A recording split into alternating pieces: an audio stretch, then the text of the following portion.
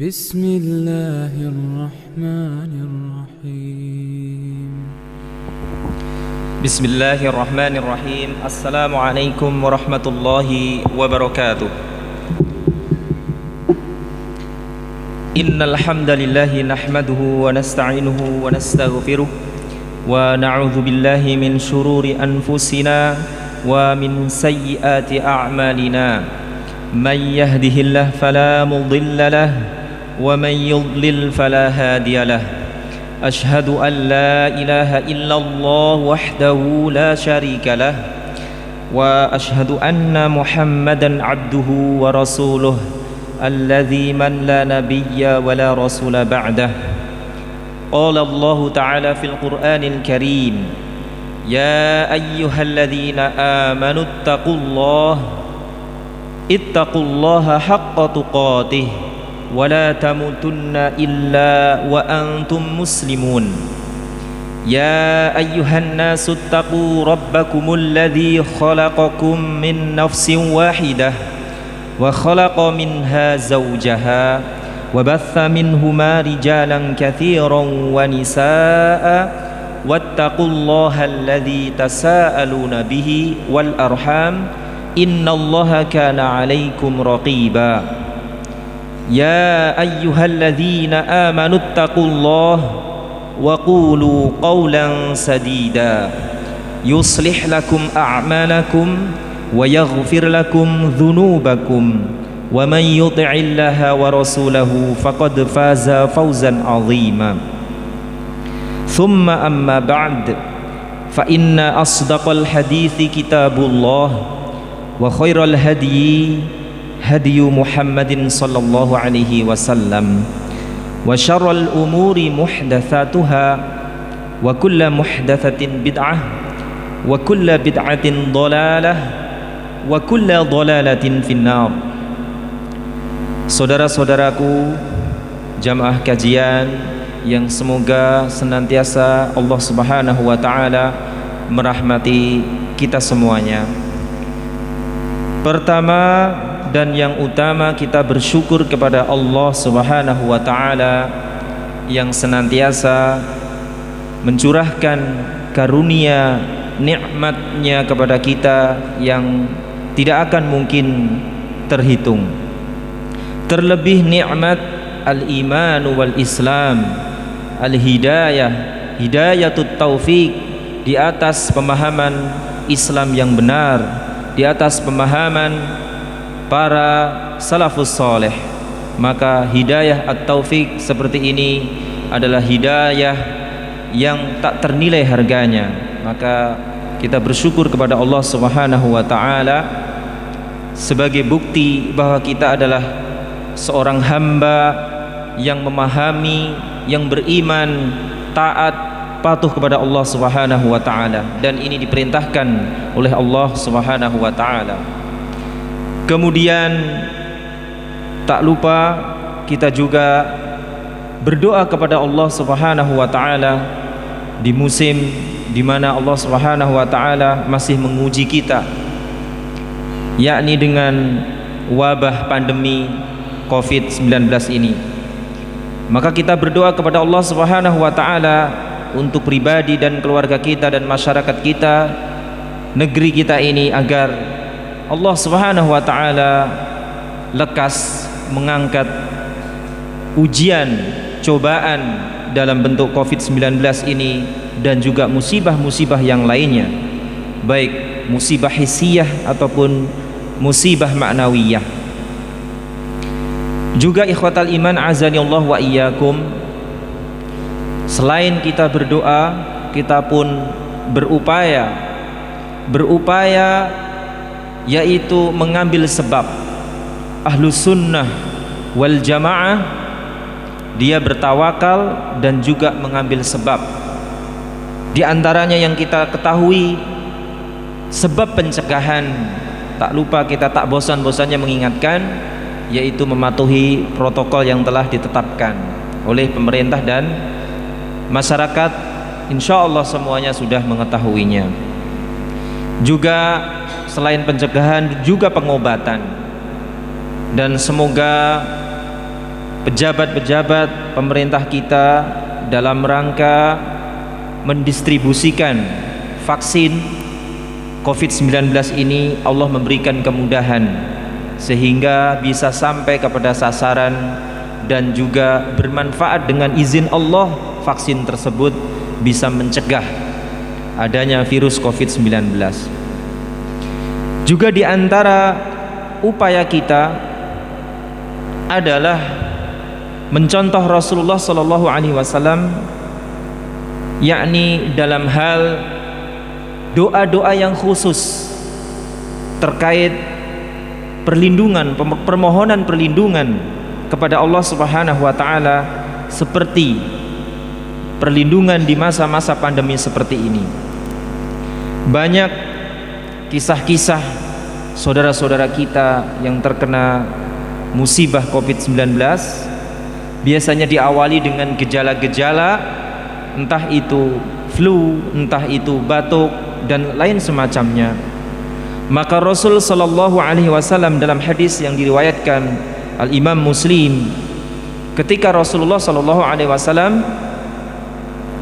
ada di hadapan beliau seorang sahabat yang mengeluhkan rasa sakit pada bagian daripada tubuhnya, maka Rasul sallallahu alaihi wasallam mengajarkan ruqyah dengan cara menempelkan telapak tangan pada bagian yang dirasa mencemaskan dirinya. Semisal pada musim pandemi ini, ketika orang merasa sakit tenggorokan yang mungkin beberapa tahun yang lalu biasa saja karena sakit tenggorokan mungkin radang dan seterusnya, namun di masa pandemi ini kita cemas, jangan-jangan dan seterusnya. Maka Rasul Shallallahu Alaihi Wasallam mengajarkan menempelkan telapak tangan pada bagian yang sakit dengan membaca ruqyah, Bismillah, Bismillah, Bismillah 3 kali, lalu membaca 7 kali zikir semacam atau doa semacam ini: A'udzu billahi wa qudratihi min syarri ma ajidu wa uhadiru. Aku berlindung kepada Allah, wa qudratihi, dan keperkasaannya, kekuasaannya, min syarri ma, dari keburukan yang ajidu, aku dapati ini, wa uhadiru, dan dari apa yang aku cemaskan. Biasanya ketika kita mengeluhkan sakit, mungkin di luar masa-masa pandemi, kita pun juga cemas. Jangan-jangan ini jantung, jangan-jangan ini ginjal dan seterusnya. Maka segeralah kita kembali kepada Allah Subhanahu wa taala. Terlebih Rasul sallallahu alaihi wasallam mengajarkan ruqyah semacam ini. Dan diriwayatkan sahabat yang tadi mengeluhkan sakit, ketika diajarkan oleh Rasul sallallahu alaihi wasallam doa tersebut, maka rasa sakitnya hilang. Dan dengan izin Allah Subhanahu wa taala, banyak yang telah mempraktekkan, termasuk saya sendiri ya, dengan ruqyah-ruqyah, dan di antara ruqyahnya adalah apa yang tadi kita sampaikan. Alhamdulillah, apa yang kita keluhkan dengan izin Allah hilang. Juga doa permohonan yang lainnya, di antaranya mungkin saya sebutkan 2 saja karena memang ini di luar tema, tapi ini sebagai wasiat, sebagai nasihat di musim yang pandemi, kiranya tak ada salahnya. Di antara doa yang lain adalah Allahumma inni a'udzubika minal barasi. Ya Allah, aku berlindung kepadamu dari sakit kusta, wal jununi, dan sakit kegilaan atau sakit jiwa, wal juzami, dan sakit lepra, wa min sayyi'il asqam, dan dari segala macam penyakit yang berbahaya.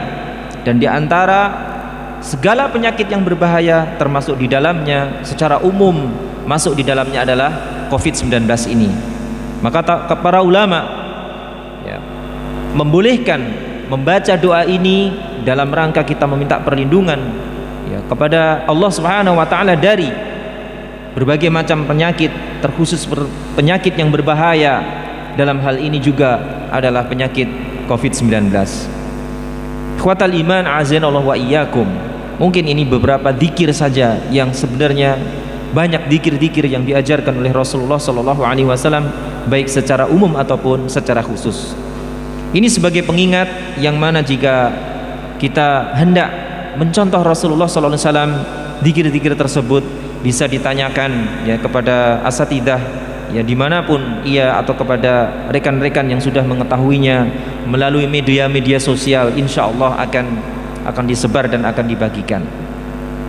Kemudian ikhwatal iman azanallahu wa iyyakum, pembahasan kita masih di kitab At-Thaharah, yaitu materi fikih, di mana pertemuan yang lalu kita kalau tidak salah telah menyelesaikan tentang ya membersihkan dari najis, ya cara-cara membersihkan najis. Dan kita insyaallah biiznillah akan memasuki tema yang baru, yaitu sunanul fitrah.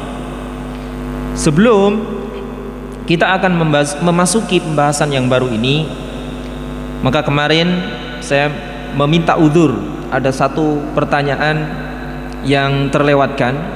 Ya, Bapak yang bertanya mungkin sekarang hadir atau tidak, yaitu bagaimanakah membayar fidyah kepada keluarga kita yang telah meninggal. Ya, misalkan bapak kita ya atau ibu kita. Ya, maka di sini dirinci ya meninggalnya tersebut ketika dia atau orang tua kita atau siapa saja yang menjadi tanggungan kita ini, ketika dia meninggal, maka ya dirinci meninggalnya tersebut tatkala hidup, tatkala dia sedang menjalankan puasa, atau tatkala dia bulan Ramadan, maka keadaannya bermacam-macam. Ya. Bermula dari hadis Rasulullah Sallallahu Alaihi Wasallam, man mata wa alaihi siyam shoma anhu waliyuhu. Barang siapa yang meninggal dan padanya memiliki hutang puasa, maka dipuasakan oleh walinya. Hadis ini secara umum namun dijelaskan secara rinci oleh para ulama. Hadis sahih rawahu Abu Dawud. Maka di antara keadaan orang yang sakit tatkala di bulan Ramadan sehingga ia terhalang menjalankan ibadah Ramadan, maka di antaranya adalah yang pertama, sakit yang tidak bisa diharapkan kesembuhannya. Ya, sakit yang tidak bisa diharapkan kesembuhannya. Atau semakna dengannya adalah ya orang tua yang sudah tua banget, ya, yang tidak kuat, benar-benar tidak kuat untuk menjalankan puasa. Maka ketika meninggal dibayarkan fidyahnya. Kemudian keadaan yang kedua, seseorang di saat bulan Ramadan tiba-tiba satu hal ya dari penyakit, kemudian dia terhalang tidak puasa, karena memang diperbolehkan wa in kuntum maridun aw ala safarin fa'iddatum min ayyamin ukhar. Jika ya di antara kalian ya itu sakit atau dalam keadaan safar, maka diganti pada hari yang lain. Nah, jika seseorang tersebut tatkala masih hidup ia terhalang menjalankan puasa karena halangan sakit, yang sakitnya tersebut diharapkan kesembuhannya, tentu dia pun berpikir akan mengganti di hari yang lain. Namun qadarullahu bima syafa'ala, orang tersebut meninggal, maka hakikatnya orang tersebut tidak punya hutang puasa, karena dia bagaimana ya dia akan menjalankan ibadah sementara dia telah wafat. Seperti kita saat ini ya, orang yang diwafatkan oleh Allah Subhanahu wa taala ya di bulan sebelum Ramadan misalkan ya, dia tidak punya kewajiban untuk ya membayar ataupun berpuasa atau dibayarkan puasa-puasa yang akan datang. Nah, ini pun keadaannya sama. Kemudian keadaan yang ketiga, saya ulang yang kedua dulu tadi. Jadi ketika orang sakit yang diharapkan kesembuhannya tentunya ya, berarti kan kalau diharapkan kesembuhannya dia berniat ingin mengganti. Namun hutangnya dia semacam ini tidak perlu digantikan atau tidak perlu dibayarkan fidyah, karena hakikatnya dia sudah terbebas, karena dia pun sudah wafat atau sudah meninggal. Kemudian keadaan yang ketiga, sakit yang memungkinkan ia sembuh. Seperti yang tadi, memungkinkan ia sembuh. Namun, ya, ketika dia sembuh, dia belum sempat mengganti puasanya. Ya, belum sempat mengganti puasanya, ya, dia belum mengqadha, ya, kemudian dia meninggal. Ya, berbeda dengan yang tadi. Kalau yang tadi, ya, dia sakit, ya, berniat ingin, ya, mengganti puasanya, namun, ya, dia meninggal, ya, dia meninggal sebelum dia mengganti puasanya. Ya, adapun yang sekarang sakit yang memungkinkan dia sembuh, ya, jadi misalkan contohnya demam, contohnya. Kemudian orang ini sembuh, terus dia nggak langsung mengqadha puasanya, dia belum mengqadha puasanya. Nah, inilah yang kriteria yang ketiga yang masuk pada hadis man mata wa alaihi siyamun shoma anhu waliyuhu. Ya, barang siapa yang dia meninggal sementara ia memiliki tanggungan puasa yang dia mesti diganti, karena apa? Dia sebenarnya udah sembuh. Kalau tadi dia belum sembuh tapi meninggal, ya, dia belum sembuh. Afan, tadi yang kedua mungkin saya terlewatkan. Jadi dia belum sembuh pada sakit tersebut, dia belum sembuh, ya, tapi niat dia sakitnya ini sebenarnya dia bisa sembuh, tapi pas ketika sakit dia itu meninggal, ya, maka yang demikian dia tidak punya hutang. Berbeda dengan yang ketiga. Kalau yang ketiga dia sakit, lalu dia udah sembuh, udah dia sehat, gitu ya. Setelah dia sembuh, kemudian dia meninggal, nah, seperti itu, dan belum sempat mengqadha puasanya. Nah, yang seperti inilah kata para ulama yang dipuasakan oleh walinya.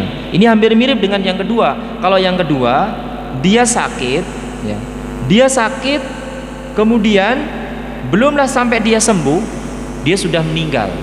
Nah, ini berbeda dengan yang ketiga. Kalau yang tiga, dia sakit, kemudian dia sembuh, terus belum membayar hutangnya, dia menunda, entah karena malas, entah apa gitu ya.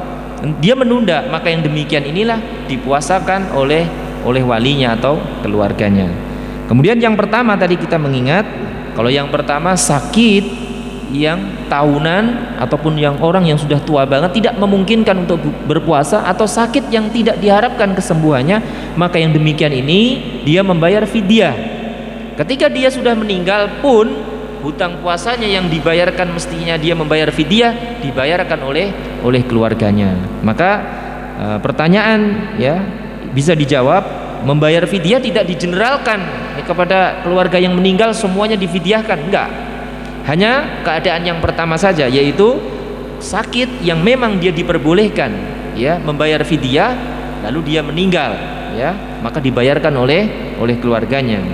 Nah, adapun yang kedua tidak dibayarkan fidyah, karena apa? Dia pas ketika sakit dia meninggal, ya, belum sempat dia sembuh dia meninggal, ya, maka yang demikian dia dianggap bahkan nggak punya hutang, fidyah enggak, dibayarkan puasanya juga enggak.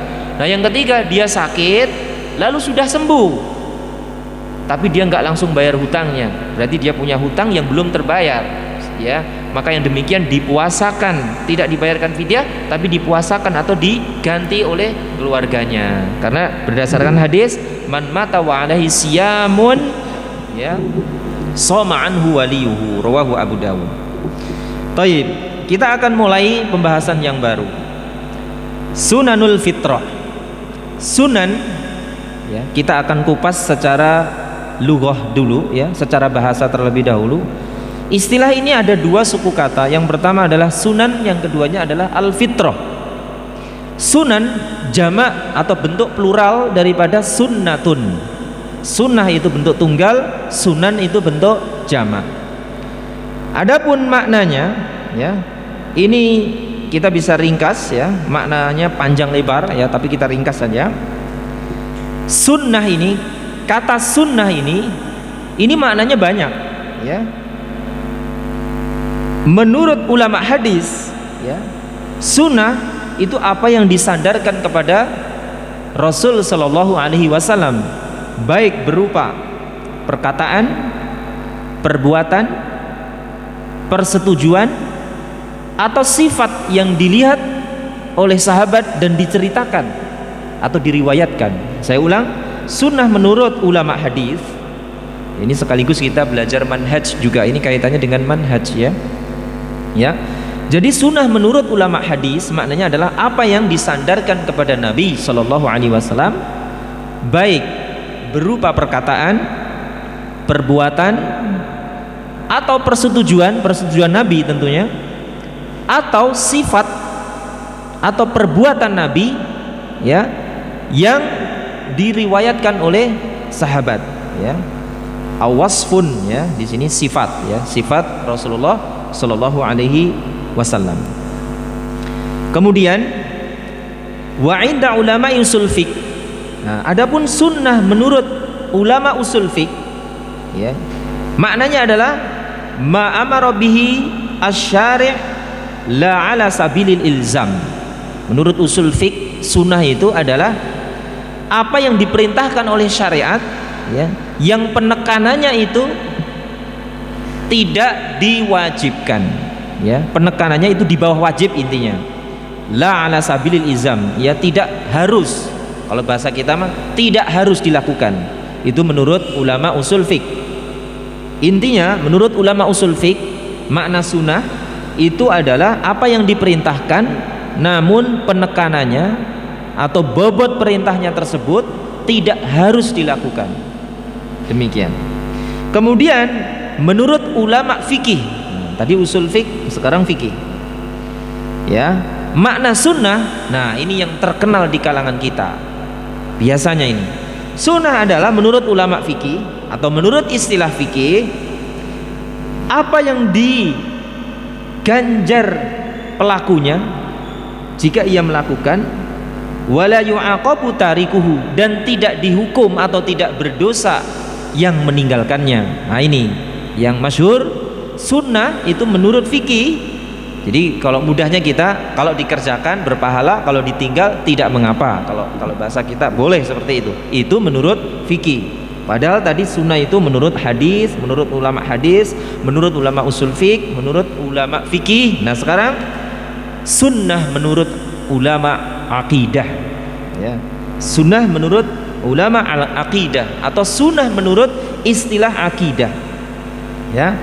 Sunnah menurut istilah akidah ini dia adalah metode beragama sesuai dengan Rasul Shallallahu Alaihi Wasallam ya. Makanya kalau sunnah menurut akidah adalah metode beragama berdasarkan Al-Quran dan hadis dan yang dipahami oleh para sahabat. Oleh karenanya ya, imam ya ataupun penulis kitab ada yang namanya kitab Syarhus Sunnah ya.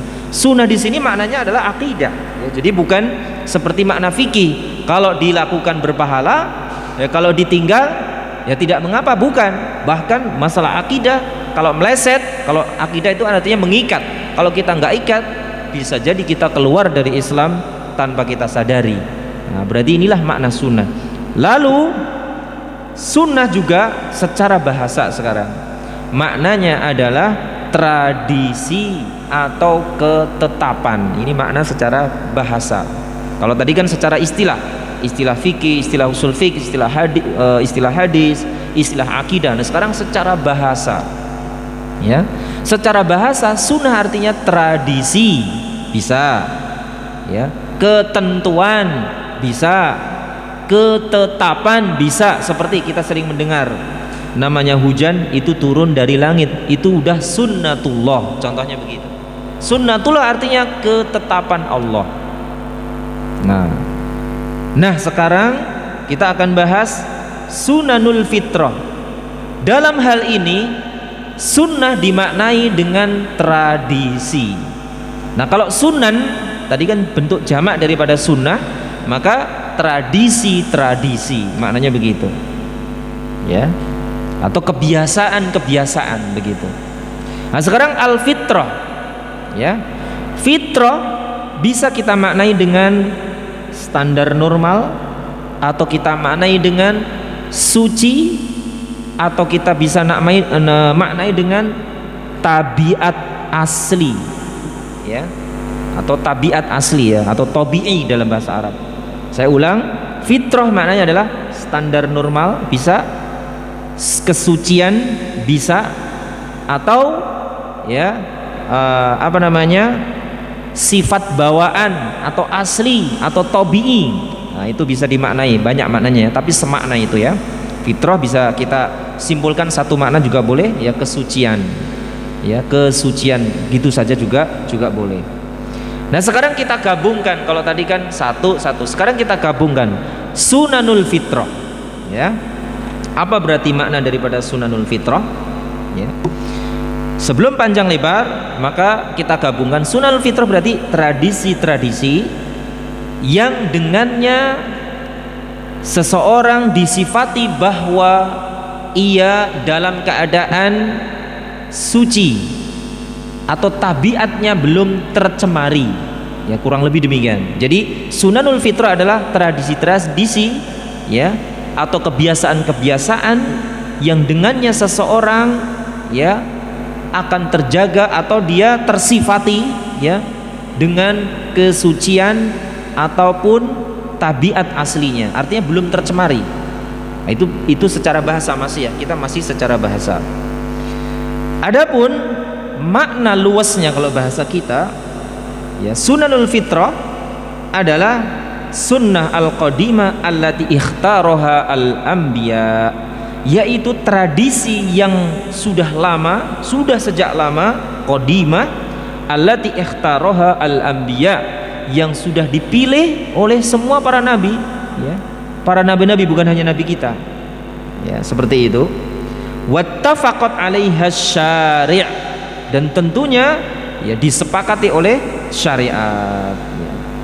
Nah, demikian inilah sunanul fitrah. Jadi kalau kita ditanya apa itu sunanul fitrah, yaitu kebiasaan tradisi para nabi sejak dahulu kala. Nah, berarti kalau kita bilang kebiasaan, berarti ada sesuatu yang dibiasakan. Nah, sesuatu yang akan dibiasakan inilah yang kita akan bahas. Kebiasaannya ngapain aja kan gitu kalau bahasa kita. Kebiasaannya mandi pagi umpama contohnya, kebiasaannya tidur di awal waktu contohnya seperti itu. Nah, namun bukan itu ya. Baik. Nah, ini kita ambil dari definisi di kitab selain Al-Wajiz, yaitu Sahih Fikih Sunnah. Nah, sekarang kita akan langsung pada kitab Al-Wajiz. Kebiasaan-kebiasaan di mana ya seseorang dianggap kesuciannya terjaga sesuai dengan yang dilakukan oleh para nabi, apa saja kira-kira kebiasaannya tersebut. Nah, baru kita masuk. An Abi Hurairah radhiyallahu anhu qala, dari Abu Hurairah radhiyallahu anhu ya, beliau berkata, qala Rasulullah sallallahu alaihi wasallam, Rasul sallallahu alaihi wasallam bersabda, khamsun minal fitrah, ada 5 perkara yang termasuk fitrah, termasuk sifat kesucian atau tradisi kesucian, yang dimana seseorang yang melakukan itu ya dianggap tabiatnya suci sesuai dengan syariat. Kenapa kita sandarkan sesuai syariat? Karena di sana nanti akan ada orang yang mengatakan, menganggap tradisi atau kebiasaan itu baik ataupun suci, namun tidak sesuai dengan syariat. Karena kalau suci atau bersih atau rapi atau indah disandarkan kepada manusia, maka relatif tidak ada ketentuannya. Mungkin orang Indonesia menganggapnya ini biasa saja, orang negara yang lainnya menganggapnya ini lebih dari atau luar biasa. Relatif, tidak ada ukurannya, maka disandarkan kepada ittafaqa ya asy-syari' ya, disepakati oleh ya syariat. Nah, khamsun minal fitrah, 5 dari fitrah ini apa sajakah? Ya. Kata Rasulullah, al-istihdadu. Ya, apa itu istihdad? Ya, mohon maaf ini agak vulgar, tapi ini sunnah Rasul sallallahu alaihi wasallam, yaitu mencukur bulu kemaluan. Ini termasuk kebiasaan para nabi. Ya. Wal khitanu, dan yang keduanya adalah khitan. Kalau orang kita mungkin dinamakan sunat, ya. Sunat. Benar memang, karena sunat itu kebiasaan para nabi, dikatakan sunat, itu benar, ya. Nah, bahasa Arabnya adalah khitan, ya. Wa qassus syarib, dan mencukur atau merapikan syarib kumis, ya. Ini udah 3. Wa natful ibti, dan mencabut bulu ketiak, ya. Wa taqlimul adfar, dan yang kelima adalah memotong kuku. Ikhwatal iman azanillah wa iyyakum. Dari hadis ini, ya, dan juga hadis yang lain, dan diantaranya adalah hadis ini sebagai bukti bahwa dinul Islam, agama Islam itu betul-betul agama yang sangat-sangat sempurna, yang tidak ada duanya. Betapa tidak, adakah kiranya agama yang sampai dimuat di dalam ajarannya membersihkan yang semacam ini, bulu kemaluan, ya, bahkan khitan tidak ada, ya, agama yang menganjurkan seperti ini. Dan ini faedahnya besar, ya. Merapikan kumis saja diperintahkan dalam agama, subhanallah. Mencabut bulu ketiak saja diperintahkan. Dan apabila kita tahu nggak perlu banyak penelitian di medis, ya, sudah terlihat hikmahnya ketika kita membersihkan bulu ketiak, di mana bulu ketiak ini seperti kebiasaan yang kita sudah tahu, ya, seolah-olah dia adalah penyimpan aroma. Kalau dia ada, apalagi tebal, lebat, ya, dia menyimpan aroma sangat awet. Bahkan bisa jadi aromanya tersebut berubah, ya. Yang tadinya biasa saja tersimpan beberapa jam, ya, di bulu ketiak tersebut aromanya tambah dahsyat, kan gitu. Ini hikmah. Tidak ada agama yang mengajarkan seperti ini. Ini menunjukkan bahwa syariat Islam ini adalah syariat yang sempurna. Kemudian hadis yang kedua, wa an Zakaria bin Abi Zaidah an Mus'ab bin Syaibah an Talqin bin Habib an Ibni Az-Zubair an Aisyah qalat, dari Aisyah beliau berkata, beliau mengisahkan, ya, Aisyah radhiyallahu anha, beliau mengisahkan berkata, qala Rasulullah sallallahu alaihi wasallam, ashrun minal fitrah. Nah, ini berbeda lagi. Kalau tadi, ya, dari Abu Hurairah sunanul fitrah 5, sekarang dari Aisyah 10. Dan ternyata 5 yang tadi disampaikan oleh Abu Hurairah ada di dalam yang 10 yang diriwayatkan oleh Aisyah radhiyallahu anha. Nah, qassus syarib yang pertama, urutannya berbeda. Yang pertama adalah mencukur atau merapikan kumis. Wa ifa'ul lihyah, dan membiarkan, ya, al-lihyah, yaitu jenggot. Ini sunnah para nabi. Was siwak, dan juga siwak yang membersihkan gigi. Wastinsyaqul ma', dan menghirup air ke dalam hidung, ya, diajarkan ketika kita wudu. Wa qassul adfar, dan juga memotong kuku. Wa ghuslul barajim, dan mencuci sela-sela jari, membersihkan sela-sela jari, ini namanya barajim. Wa natful ibti, dan mencabut bulu ketiak seperti yang tadi ada juga. Wa halqul anah, lafadznya berbeda, maknanya sama. Halqu mencukur, al-anah bulu kemaluan juga, ya. Kalau tadi istilahnya istihdad. Apa bedanya? Sebenarnya maknanya sama. Ada istilah istihdad, maksudnya menggunakan alat dari besi. Besi itu bahasa Arabnya hadid, ya, mencukur dengan besi, sama aja maknanya. Wantiqasul ma', intiqasul ma' dijelaskan di sini, yakni al-istinja, maksudnya adalah, mohon maaf, cebok, ya. Ini subhanallah, agama mana yang mengajarkan seperti ini? Ini menunjukkan sempurnanya dinul Islam. Ini baru 9. Qala Zakaria, kemudian Zakaria, qala Mus'ab, ya, Zakaria berkata mengisahkan bahwa Mus'ab berkata, qala Mus'ab, wa nasitul ashirah, aku lupa yang ke-10-nya apa, illa antakunal matmadah, melainkan aku yakin, aku mengingat, ya, bahwa yang 10 itu menurut ingatanku adalah berkumur-kumur. Nah, demikian. Jadi yang ke-10-nya adalah matmadah, Madmadah maknanya adalah berkumur-kumur. Nah, dari 10 ya sunanul fitrah ini, maka mari kita ya bersemangat untuk menjalankan sunnah Rasulullah Sallallahu Alaihi Wasallam. Dan ini sebenarnya ya tidak perlu penjelasan yang panjang lebar ya. Kalau ditanyakan hikmahnya apa, ini sudah terlihat secara zahir, apalagi batin ya.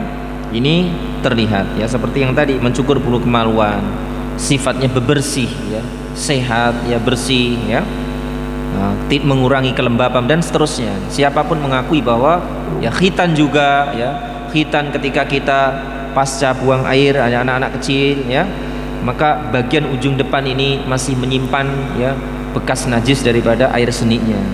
Merapikan kumis, subhanallah, kita sering melihat yang tidak paham agama ya, kumisnya sampai menjulur ke ya ke bagian mulutnya ketika makan ya, ada nasi 2-3 ya nempel di situ ya. Nah inilah, ini hikmahnya banyak sekali ya. Ya mencabut bulu ketiak tadi seperti itu. Kemudian memotong kuku, diantaranya hikmahnya banyak sekali.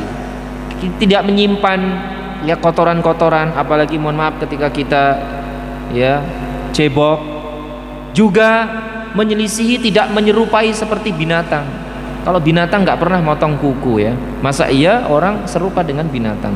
Dan dalam riwayat ya memang ada disunahkan di hari Jumat, tapi seandainya terlewatkan, yang penting tidak sampai lewat 40 hari ya. Nah demikian. Di sini diperjelas beberapa sunnah fitrah, tidak semuanya karena yang lain ini jelas perintahnya ya. Di sini yang akan dijelaskan dalam hadis, disampaikan hadisnya adalah al-khitan. Maksudnya yang ada hadis secara khusus tentang khitan. Adapun yang lainnya cukup dalam hadis yang tadi ya. Adapun yang lainnya, adapun khitan ya, ini ada hadis tersendiri, maka kita akan baca. Wal khitan wajibun fi haqqir rijal wan nisa ya. Khitan itu hukumnya wajib bagi laki-laki dan perempuan ya. Hanya pelaksanaannya beda ya. Para bidan ya, para haji tentu mereka insya Allah sudah paham. Adapun laki-laki ya sudah ma'ruf ya. Li'annahu min sya'airil Islam, karena khitan itu termasuk syiar Islam. Waqad qala Nabi sallallahu alaihi wasallam li rajulin aslama. Sungguh Rasul sallallahu alaihi wasallam ya bersabda ya kepada seorang yang baru saja masuk Islam atau yang telah masuk Islam. Beliau menyampaikan, Rasul sallallahu alaihi wasallam bersabda, alqi anka sya'ral kufri waqtatin. Buanglah darimu syiar atau rambu kekafiran atau tanda-tanda lambang-lambang begitu ya. Buanglah darimu lambang-lambang atau simbol-simbol kekafiran. Waqtatin, sunatlah kalau bahasa kita, atau khitanlah. Nah, ini diperintahkan oleh Rasul sallallahu alaihi wasallam ya. Ini menunjukkan ini diperintahkan hukumnya wajib ya. Karena apa? Al-amru lil wujub. Kaidah usul fiqh ya, perintah itu ya maknanya adalah wajib selama tidak ada dalil yang memalingkannya. Wa huwa min millati Ibrahim, dan khitan itu termasuk ya ajaran Nabi Ibrahim ya. An Abi Hurairah anna Nabiyya sallallahu alaihi wasallam qala ihtatana Ibrahimu Khalilur Rahman ya. Nabi Ibrahim Khalilur Rahman, beliau berkhitan ba'dama ya, setelah atat alaihi tamanuna sana ya, setelah umurnya beliau tuh ya 80 tahun ya, Masya Allah ya, udah tua ya.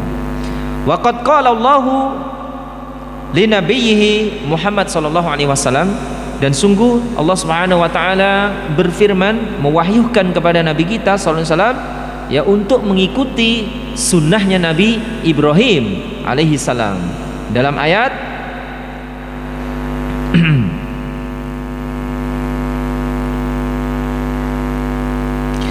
Thumma auhayna ilaika anittabi' millata Ibrahim hanifa. Kemudian kami mewahyukan kepadamu agar mengikuti millah, ya, millah agama Ibrahim Hanifah, yang hanif. Wa yustahabu an yakuna al-khitan fil yaumi as-sabi' lil maulud, dan dianjurkan khitan itu, ya, kepada bayi yang baru lahir di usia 7 hari, ya, di usia 7 bulan, maksudnya 7 hari, hari yang ke-7 gitu ya. Nah, ini dianjurkan untuk langsung di khitan, meskipun nanti ada catatan ya hadisnya ya. Berdasarkan hadis Jabir, anna Rasulullah sallallahu alaihi wasallam aqqa 'anil Hasan wal Husain, Rasul sallallahu alaihi wasallam yang mengakikahkan Hasan dan Husain, wa khatanahuma, dan menyunat mereka berdua, li sab'ati ayyamin, pada hari yang ke-7. Nah, ini hadis yang pertama. Wa Ali bin Abbasin qol, ya, tadi hadis Jabir, yang keduanya adalah dari Ibni Abbas. Qala sab'atun minas sunnah, ya, 7 perkara termasuk sunnah, fis sibi yaumus sabi, ya, pada hari yang, ya, ke-7. Yusamma, diberikan nama, wa yukhtan, dan disunat, ya. Jadi di sini hadis Ibnu Abbas mengatakan pada hari yang ke-7 sunnahnya sobi, bayi itu pada hari yang ke-7 itu diberi nama lalu dikhitan. Berarti ada, ya, makna yang sama, yaitu khitan pada hari yang ke-7. Al hadis, ya, sampai akhir hadis.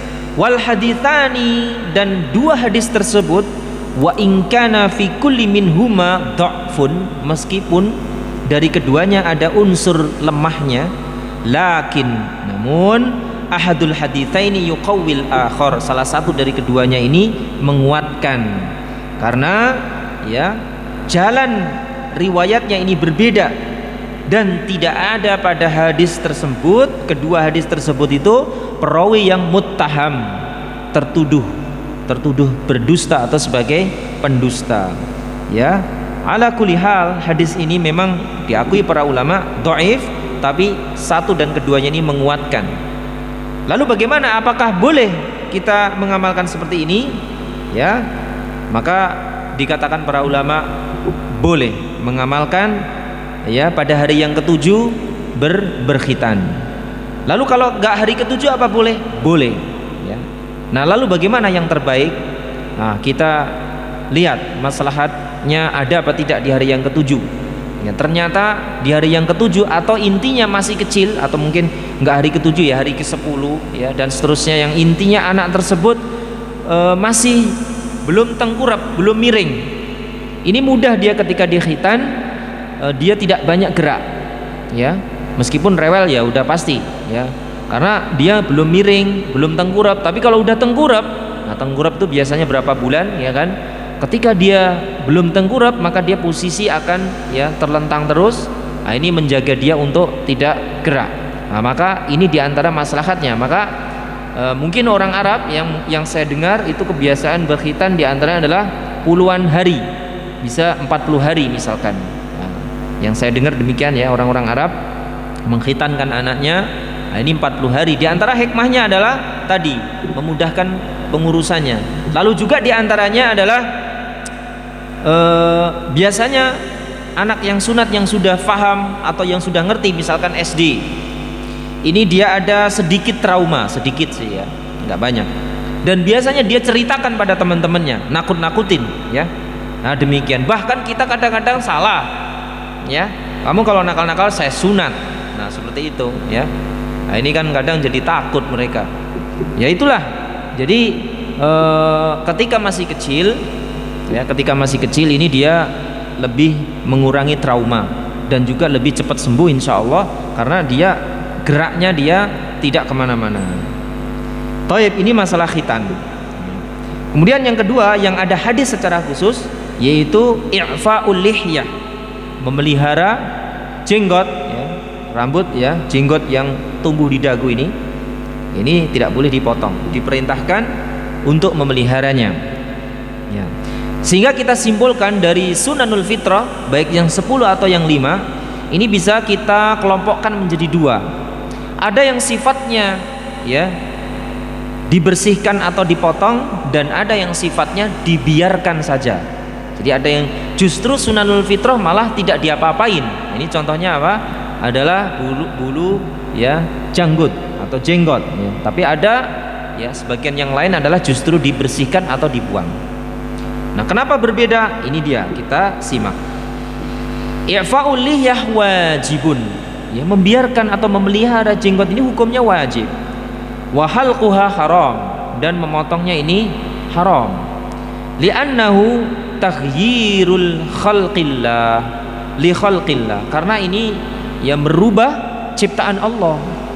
Wa huwa min amali syaitan al-qail, dan ini termasuk ya amalan syaitan yang mana ia ya berkata, dan bahkan perkataannya ini ada penegasan dalam Al-Qur'an ini, wala amuron, la-nya di sini la taukid ya, penegasan, dan sungguh begitu maknanya, wala amurannahum falyughayyirunna khalqallah, sungguh aku akan memerintahkan mereka para manusia, falyughayyirunna khalqallah ya, maka mereka pun merubah ciptaan Allah. Di antara merubah ciptaan Allah adalah memotong ya jenggot.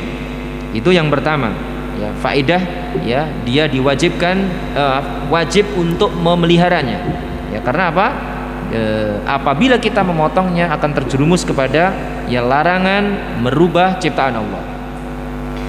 Wa fi halqiha tashabbuhun bin nisa. Nah, dan memotong jenggot ini menyerupai perempuan. Waqad la'ana Rasulullah sallallahu alaihi wasallam, dan sungguh Rasul sallallahu alaihi wasallam melaknat al-mutasyabbihina minar rijali bin nisa, orang-orang yang demen ya menyerupai orang laki-laki yang senang hobinya menyerupai para perempuan, kurang lebih maknanya begitu kalau bahasa kita ya. Artinya orang yang menyerupai perempuan ya, suka pakai anting, contoh lainnya gitu ya. Nah, termasuk ini ya jenggot ya. Waqad amara Nabi sallallahu alaihi wasallam bi'ifaiha. Sungguh Nabi sallallahu alaihi wasallam memerintahkan untuk memelihara atau membiarkan jenggot ya. Wal amru lil wujub, dan perintah ini lil wujub ya, dalam kaidah usul fiqh itu mengandung ya makna wajib. Wal amru yaqtadi bil wujub ya, perintah itu mengandung ya wajib, kama huwa ma'lum, sebagaimana yang sudah diketahui. Kemudian hadis yang lainnya, an Abi Hurairah radhiyallahu anhu qala Rasulullah sallallahu alaihi wasallam, juzzu asy-syawarib ya, juzzu asy-syawarib, rapikan atau cukur ya kumis, wa arkhul liha, dan biarkanlah jenggot, khaliful majuz, dan selisihilah ya kaum majusi. Nah, jadi kita merapikan kumis, membiarkan jenggot ini dalam rangka juga menyelisihi kaum majusi ya. Kemudian hadis yang lain, khaliful musyrikin, selisihilah orang-orang musyrik. Waffirul liha, lagi-lagi ini perintahnya semakna dengan bahasa yang berbeda. Biarkanlah ya jenggot itu tumbuh. Wa ahfus syawarib, rapikanlah ya atau cukurlah atau pendekkanlah kumis. Nah, demikian. Kemudian selanjutnya ya tentang as-siwak. Kalau tadi tentang ya tentang memanjangkan ya jenggot, a'ful lihyah ya. Berikut ya memendekkan kumis, sekaligus hadisnya ya, memanjangkan jenggot kemudian memendekkan kumis.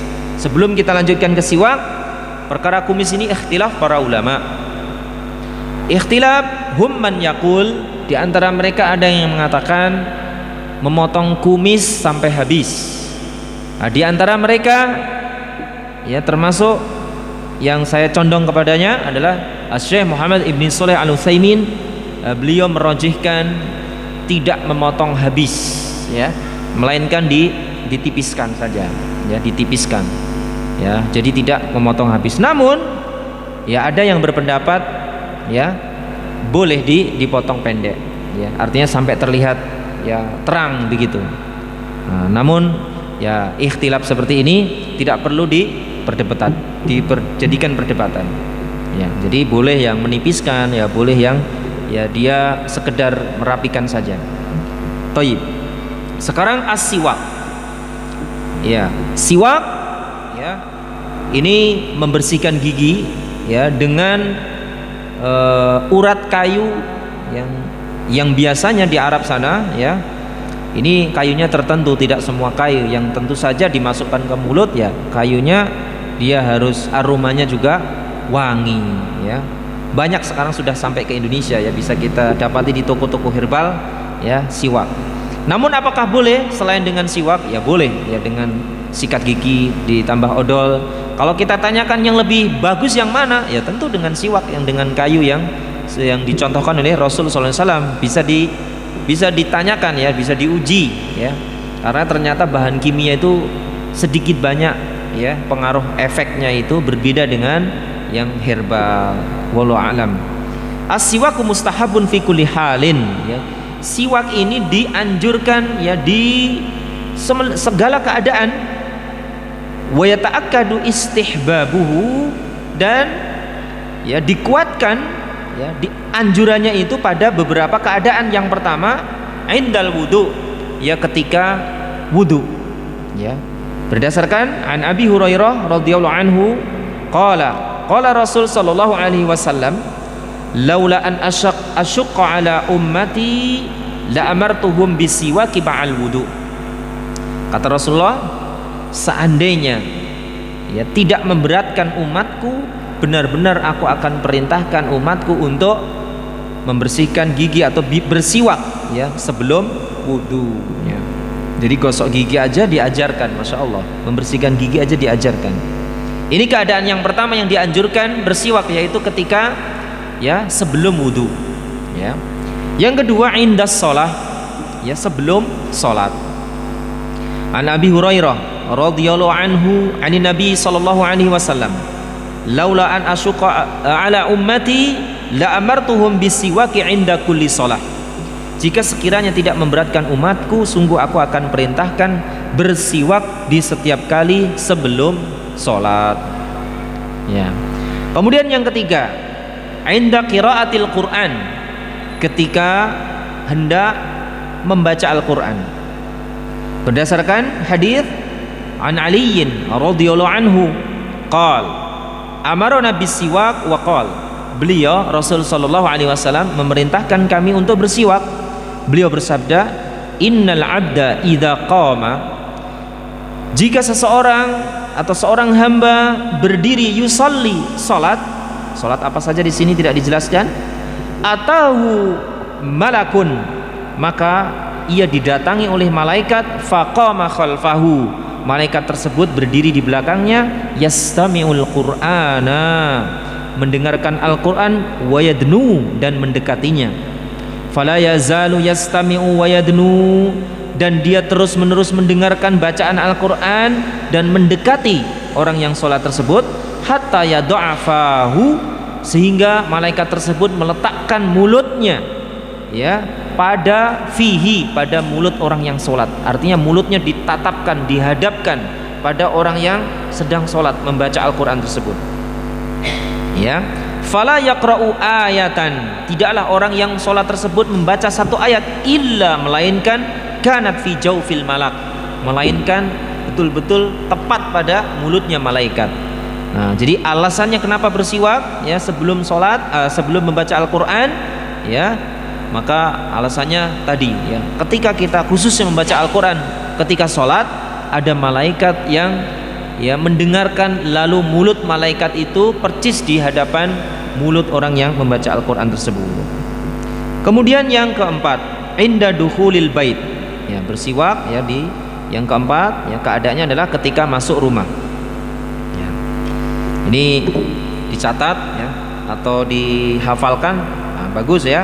Dan sebelum kita lanjutkan, ikhwah azanillah wa iyyakum, Pelajaran fikih ini syarat dengan hadis-hadis yang banyak, ya. Maka salah satu kebanggaan kita, ya, menghafal, ya. Jadi ketika kita menghafal satu hadis itu ada rasa bangga karena kita ikut menjaga sunnah Rasulullah SAW. Jadi bagi yang bisa membaca kitab PDF, ya, atau kitab apa saja, ya, yang terjemahan maksud saya, ya, banyak ya di internet kita bisa cari hadis-hadis yang tadi kita hafal. Atau di PDF, ya, di kitab Arabnya ini yang hadisnya saja kita hafal, ya. Jadi lebih menguatkan kita. Bahkan artinya kita beramal dengan dalilnya ada. Meskipun kita tidak diwajibkan menghafal, tapi ketika kita menghafal ada rasa bangga. Jadi kita menghafal, menjaga sunnah Rasulullah SAW. Jangan sampai kita menghafal yang lainnya, tapi hadis Rasulullah satu pun tidak kita berminat menghafalnya. Yang keempat tadi, inda dukhulil bait, ketika masuk rumah ini disunahkan untuk bersiwak. Anil Mikdam bin Syarih bin Shuraih an abihi qal, dari ayahnya, ya, beliau berkata, sa'altu Aisyata qultu, aku bertanya kepada Aisyah radhiyallahu anha, aku berkata, bi ayyi syai'in kana yabda'un nabiy sallallahu alaihi wasallam idza dakhala baitahu, dengan apa Rasul sallallahu alaihi wasallam itu ketika masuk, memulainya ketika hendak masuk rumah? Qalat, Aisyah radhiyallahu anha menjawab, bis siwak, beliau memulainya dengan bersiwak terlebih dahulu sebelum masuk rumah. Ini dijelaskan oleh para ulama, ya, di kitab Mausu'ah Al-Adab Al-Islamiyah, ya. Jadi ketika kita ingin masuk rumah, baik kita ingin menemui istri kita, menemui anak-anak kita, kita jangan sampai memberikan, ya, kesan yang tidak menyenangkan, baik dari bau badan kita ataupun bau mulut kita, ya, terlebih kepada pasangan kita. Kita diajarkan untuk menghargai, ya, menghargai, ya, keluarga kita. Sehingga ketika kita masuk rumah, ya, yang mungkin makan di jalan, ya, dengan, ya, makanan-makanan yang menyisakan bau, ya, dengan siwak, walhamdulillah, ya, ini bisa mengurangi atau bahkan menghilangkan aroma yang tak sedap. Ini dalam rangka apa? Ya, menjaga keharmonisan, ya, baik kepada istri ataupun kepada anggota keluarga yang lainnya.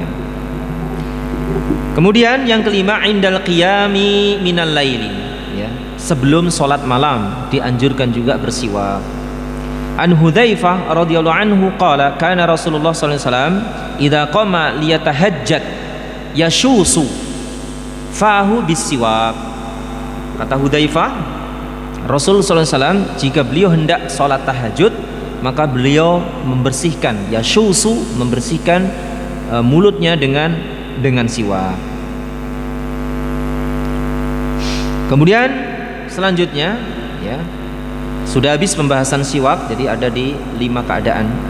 Sekarang karohatu nafti asyaibi, yaitu dicela mencabut uban. Nah, ini kita harus tahu, ya. Jadi mencabut uban itu tercela. An Amrin bin Syu'aib an abihi an jaddihi qala Rasul sallallahu alaihi wasallam, la tantifu asyaiba, janganlah kalian mencabuti uban.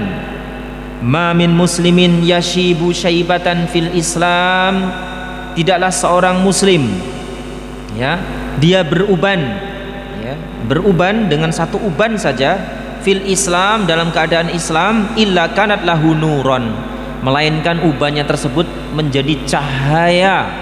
Makanya jangan dicabut, yaumal qiyamah, pada hari kiamat nanti. Nah, gitu, ya. Biasanya yang mencabut uban itu yang masih 1/2, ya. Kalau yang udah separuh atau 2/3, ya gimana? Itu kayaknya nggak bakalan, ya. Yang memiliki potensi untuk mencabut uban yang baru numbuh ubannya 1-2 itu, nah ini dilarang, ya, dilarang, tercela itu, ya, nggak boleh, ya. Nah, demikian. Taghyiru syaibi bil hinai wal katmi, ini ada solusi, ya, bagi yang ubannya, ya, baik yang sedikit ataupun banyak, ya, mewarnai uban dengan hina wal katam. Nah, kalau kita menyemir gitu ya, dengan hina atau katam. Ini berasal dari herbal. Hina dan katam ini herbal. Kedua-duanya ini ya warnanya kemerah-merahan atau ke coklat-coklatan. Dan nggak mesti harus dengan itu. Wa nahwuhuma, dan semisalnya ya. Namun dengan catatan ya, wa tahrimus sawadi ya, dilarang dengan yang berwarna hitam. Makanya semir boleh ya, dianjurkan, tapi jangan dengan warna yang hitam. Inilah hujahnya. An Abi Dzar radhiyallahu anhu qol, dari Abu Dzar ya, beliau mengatakan qala Rasul sallallahu alaihi wasallam, inna ahsana ma ghayyartum bihi asy-syaiba al-hina wal katm. Sesungguhnya yang paling baik bagi kalian untuk merubah atau mewarnai uban kalian adalah dengan hina dan katam, yang tadi yang warnanya kemerah-merahan atau kecoklat-coklatan. Bisa dicari di internet ya, al-hina itu seperti apa pohonnya, di Indonesia ada apa tidak. Tapi kalau kita sekarang mah gampang, tinggal beli di toko herbal apa aja ada ya. Bahkan terakhir ikhwah azani Allah wa iyyakum, mumpung saya ingat, ini rahmat Allah Subhanahu wa taala terkait dengan Covid-19 ini ya. Ada hadis yang diriwayatkan oleh Al-Imam Al-Bukhari, hadisnya panjang ya, mungkin saya singkat saja maknanya saja. Telah diriwayatkan dalam hadis tersebut, Rasul menganjurkan pengobatan dengan audul hindi, dengan ranting atau dahan ya, kayu yang dinamakan kayu hindi ya, sering disebut dalam di toko herbal itu ini kustul hindi ya. Nah ini ternyata ya, kustul hindi bisa di anu ya, saya nggak promosi, saya nggak jualan, saya juga nggak. Tapi ini saya bilang ini rahmat Allah Subhanahu wa taala ya, rahmat Allah Subhanahu wa taala. Ternyata ya, yang positif juga ya, setelah meminum tersebut dengan izin Allah tentunya, ini langsung bisa berkumpul kembali dengan keluarganya. Maknanya apa? Sudah tidak lagi isolasi ya, dia langsung kembali ke keluarganya. Dan saya punya teman ya, yang saya hubungin di telepon, tentunya saya nggak kontak sama beliau. Beliau dicurigai positif Covid-19 gitu ya. Nah ini beliau meminum itu ya, kustul hindi ini. Setelah minum itu dia langsung mutah. Mutahnya itu bukan mutah dari perut ya, mutahnya itu dahaknya berbau busuk ya. Nah demikian. Nah setelah itu tadinya dia meriangnya berangsur-angsur sembuh ya, berangsur-angsur sembuh. Kustul hindi ya, bisa dicari ya. Nah demikian ya. Ini herbal ya, berkaitan dengan herbal. Ini rahmat Allah Subhanahu wa taala ya. Kenapa kita bilang rahmat ya? Tentu karena ini obat ya. Dan qadarullah bima syafa'al. Padahal hadis ini sudah ya ribuan tahun, tapi baru rame belakangan ini. Ini menunjukkan bahwa dengan izin Allah, Allah tampakkan ya obat ini gitu ya. Padahal Covid-19 juga sudah berlangsung lama ya. Nah, karena ini dicari, ini harganya juga sekarang ya relatif mahal ya, karena ini sedang rame ya, sedang dicari. Dan dengan izin Allah terbukti ya, mengobati Covid-19 ini. Thayyib. Kemudian selanjutnya ada waktu yang tersisa ya, terakhir ini ya. Wa an Abi Hurairah radhiyallahu anhu qala Rasulullah sallallahu alaihi wasallam, innal yahuda wan nasara la yasbughuna fakhalifuhum. Sesungguhnya orang Yahudi dan Nasara, orang Kristen ya, tidak menyemir ya, tidak menyemir rambut. Fakhalifuhum, maka selisilah mereka. Jadi kita bersemir itu dalam rangka menyelisihi mereka juga ya. Thayyib. Kita lanjutkan. Wa an Jabir radhiyallahu anhu qala utiya bi Abi Quhafah yauma fathi Makkah wa ra'suhu wa lihyatuhu katsaghamah. Apa maknanya ini? Dibawa atau didatangkan seorang yang bernama Abi Quhafah ya, didatangkan kemana? Kepada Rasulullah SAW tentunya ya, pada hari Fathu Mekah, pada hari kemenangan kota Mekah. Sementara rambutnya atau kepalanya dan jenggotnya itu seperti saghamah. Saghamah, saya cari di kamus, saghamah itu seperti tumbuhan yang dia daunnya putih, buahnya juga putih. Bayadon, makanya di sini mengkilau gitu ya, putih. Nah, dibawa nih Abu Quhafah ini diajak menghadap Rasulullah begitu. Nah, langsung dikomentari Rasulullah SAW bersabda, faqala Rasul sallallahu alaihi wasallam, ghayyiru hadza, rubahlah wahai kalian ini, bisyai'in dengan sesuatu, wajtanibu as-sawad, dan jauhilah warna hitam. Yang penting disemir tapi jangan dengan warna hitam. Terakhir, wa ani bin Abbas radhiyallahu anhu maqal qala Rasulullah sallallahu alaihi wasallam, yakunu qaumun yakhdibuna fi akhir zaman bisawadi kahawasilil hamam. Bismillah. Nanti ada kaum yang dia menyemir sama maknanya ini, menyemir di akhir zaman nanti dengan warna hitam seperti dada-dadanya burung merpati. Jadi mana sisi dilarangnya di sini menyemir dengan warna hitam? Kalimat setelahnya, la yarihuna raihatal jannah. Maka orang yang menyemir dengan warna hitam, ini bahayanya, perhatikan ikhwah semuanya. La yarihuna raihatal jannah, mereka tidak mencium bau surga, padahal bau surga itu dicium dari jarak jauh ya. Kalau sampai nggak mencium lalu bagaimana ya? Nah, wallahu a'la wa a'lam. Ya, mungkin ini yang bisa kita sampaikan pada kesempatan kali ini. Selanjutnya kita buka diskusi ya, kita buka diskusi. Yang bisa kita selesaikan malam ini ya kita selesaikan, kalau nggak bisa ya kita jadikan PR bersama. Artinya kalau ada yang lebih dahulu menemukan jawabannya bisa dibantu menjawab. Kalau misalkan saya yang lebih dahulu ya bisa saya dahulu untuk ya menyampaikan jawabannya. Baik, demikian kita persilahkan untuk yang bertanya. Tafadhol. Waalaikumsalam warahmatullahi wabarakatuh.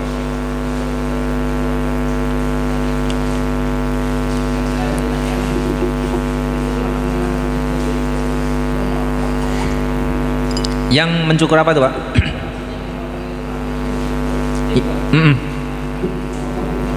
Ya. Iya. Jadi begini, untuk masalah jenggot itu memang ada di sana ulama yang berpendapat ya, karena berdasarkan pendapat para sahabat juga ini, diperbolehkan memotong jenggot ya seukuran segenggam. Jadi misalkan kita genggam kemudian dipotong, tapi yang dipotong bukan yang di sini, bukan ya. Kita genggam terus dipotong sini, enggak, maksudnya kita genggam yang dipotong yang di sini gitu ya. Itu ya berdasarkan perkataan sahabat ya, dengan dalil ayat Al-Qur'an ya. Qadarullah saya lupa ya dalil ayat Al-Qur'annya, dipotong ya di bagian bawahnya gitu ya. Namun ada yang berpendapat perintah ini ya total, jadi tidak, artinya ya benar-benar tidak boleh dipotong sedikit pun seperti itu. Nah, tapi para ulama yang lain ya silahkan, kita tidak mengapa ya, karena ulama ini pewaris para nabi ya. Ketika ada yang berpendapat yang demikian, kita tidak perlu memperdebatkan gara-gara seperti itu, karena ketika ada ulama yang seperti itu ya, dan mereka juga dengan dalil. Kalau berbeda dengan taklid, kalau orang taklid ya hanya sekedar fanatik, pokoknya saya ikut begini tanpa dia tahu dalilnya. Nah, ini ada dalilnya ya. Saya tidak sempat membawakan ya. Ada di sini sebenarnya di kitab yang satunya, karena posisinya udah malam ya. Insya Allah nanti kita bawakan hujahnya, bolehnya memotong ya, meskipun ya ulama yang lainnya tidak menyetujuinya ya. Seperti Asy-Syaikh ya Profesor Dr. Abdul Razak ya bin Abad Al-Badr ya, beliau lebih condong ya bahwasanya tidak dipotong ya jenggot ini, dibiarkan begitu saja tanpa sama sekali, baik pakai gunting ataupun pisau, total sama sekali dibiarkan begitu saja. Nah demikian. Namun kita tidak boleh mencela ya saudara kita yang dia memotong karena memang ada hujahnya ya, ulama ini ada yang berpendapat ya begitu ya. Silakan yang lain. Tidak terasa Ramadan sudah ya berapa bulan lagi ya, 3 bulan lagi kurang lebih. Mudah-mudahan Allah Subhanahu wa taala menyampaikan usia kita ya, dan menyampaikan kemudahan pada kita, kekuatan kepada kita untuk ya kembali berjumpa dengan Ramadan. Ya, ketika kita udah siap-siap dari sekarang, para ulama, kebiasaan para ulama 6 bulan sebelum datang Ramadan itu berdoa terus, ya Allah sampaikan aku ya bisa untuk mendapati Ramadan. 6 bulan setelah Ramadan berdoa terus juga, ya Allah terimalah amalan sholatnya, zikirnya, tilawahnya Ramadan yang kemarin. Ntar 6 bulan berikutnya dia minta lagi, ya Allah sampaikan pada. Begitulah kebiasaan para ulama. Maka tidak salah ketika kita Ramadan masih lama udah diomong-omongin para ulama demikian ya. Jadi para ulama kebiasaan seperti ini menunjukkan antusias kita terhadap beramal soleh. Tafadhol yang mau bertanya. Kalau tidak ya kita cukupkan.